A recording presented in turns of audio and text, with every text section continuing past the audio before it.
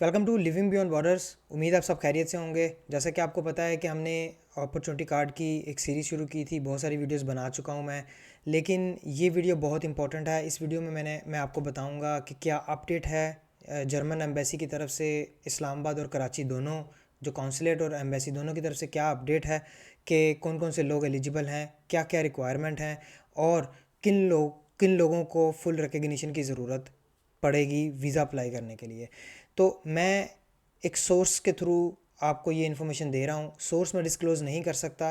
आपको, ये आपके ऊपर डिपेंड करता है कि आप मेरी इस बात पे यकीन करना चाहते हैं, कर सकते हैं, नहीं करना चाहते तो आपकी मर्ज़ी है। आप बेशक ना मेरी बात पे यकीन करें, but I have been in contact with an immigration lawyer जिसने अभी embassy of German embassy Islamabad और जर्मन कॉन्सुलेट कराची के साथ राब्ते करके ये चीज़ डिस्कवर की है कि वो लोग जो रेगुलेटरी प्रोफेशन से ताल्लुक़ रखते हैं उनको पाकिस्तान से, ये स्पेसिफ़िकली पाकिस्तान का केस है, उनको पाकिस्तान से अपॉर्चुनिटी कार्ड वीज़ा लेने के लिए फ़ुल रिकग्निशन की ज़रूरत पड़ेगी। यानी कि उनको जैप की स्टेटमेंट के साथ वीज़ा नहीं मिलेगा, उनको फ़ुल रिकग्निशन की तरफ जाना पड़ेगा।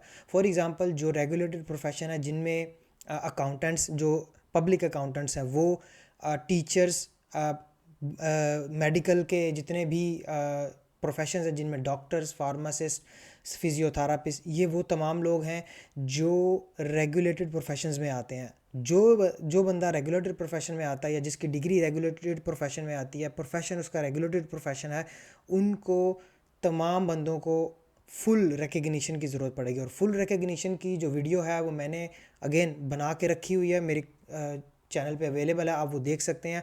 उसके बगैर आपको वीज़ा नहीं मिलेगा।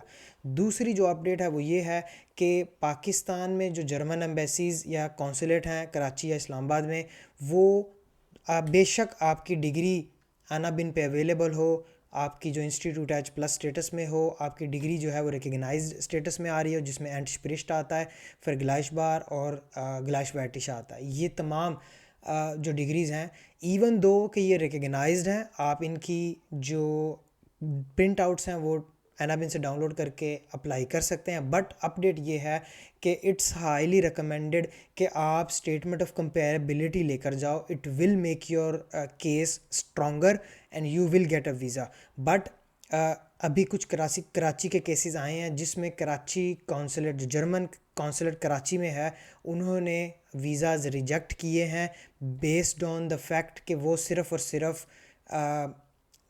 प्रिंट आउट लेकर गए थे अनाबिन डेटाबेस के ऊपर। Even though it's acceptable in many many many countries, but the problem is Pakistan से प्रिंट आउट एक्सेप्ट नहीं हो रहे। तो you have to apply for a statement of comparability for non regulated professions, and for regulated professions you have to get a full recognition.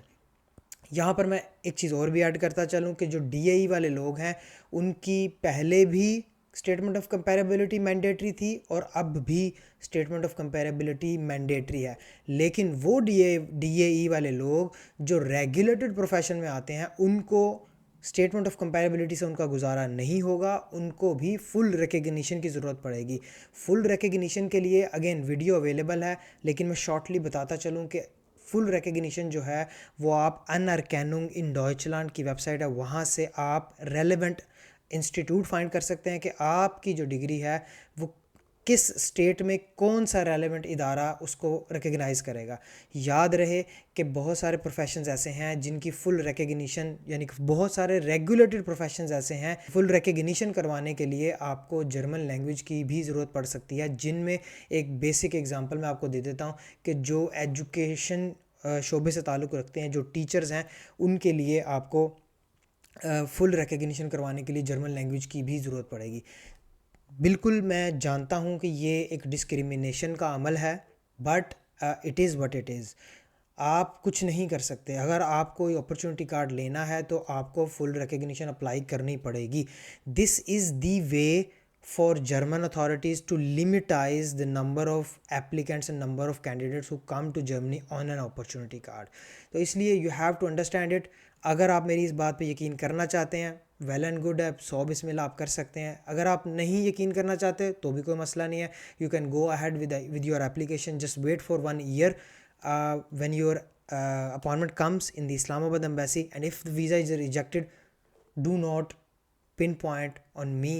میں کوئی legal adviser نہیں ہوں, میں کوئی فائنینشیل ایڈوائزر نہیں ہوں, میں آپ کو صرف مینٹور کرتا ہوں. میرا مقصد ہے آپ کو گائیڈ لائن دینا, پرووائڈ کرنا, اپڈیٹ پرووائڈ کرنا, تاکہ آپ اپنے فیوچر کے لیے بیٹر پلاننگ کر سکیں. تو اس لیے decide for yourself if you want to apply اور فار اپرچونٹی کارڈ. آپ یہ چیک کرو کہ آپ کا ریگولیٹڈ پروفیشن ہے یا نان ریگولیٹڈ پروفیشن ہے.